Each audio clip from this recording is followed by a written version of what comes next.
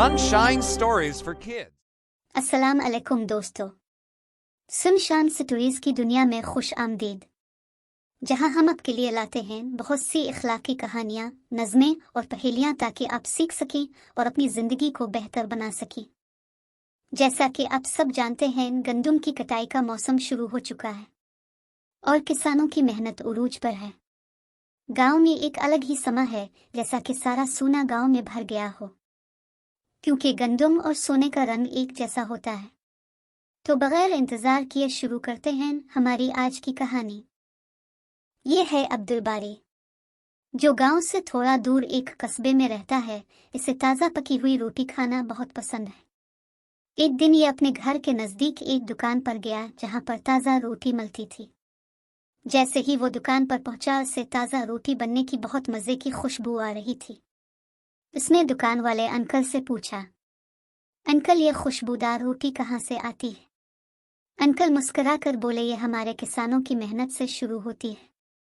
वो मोहब्बत और देखभाल के साथ गंदम के फसलें पैदा करते हैं और इसी वजह से हमारी रोटी बहुत ख़ास बनती है।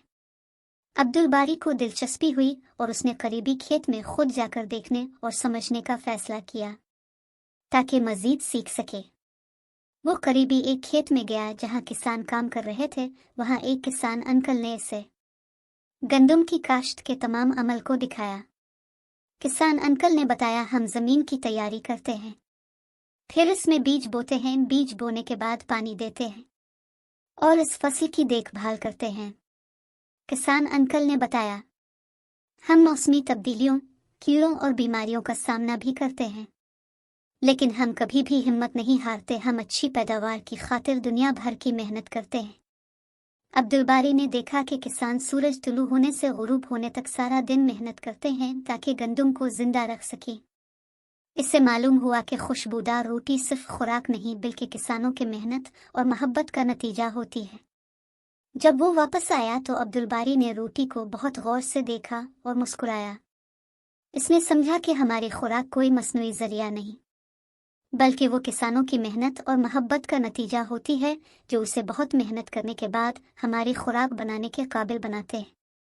इस सारे मामले के बाद अब्दुल बारी ने इस बात को मद्देनज़र रखने का फैसला किया कि किसानों की मेहनत की कदर करे और उनकी खुराक की इज्जत करे। उसने सीखा कि हर राज के पीछे एक कहानी होती है और वो कहानी मोहब्बत, देखभाल और मेहनत की होती है। तो दोस्तों, अपने इस कहानी से क्या सीखा?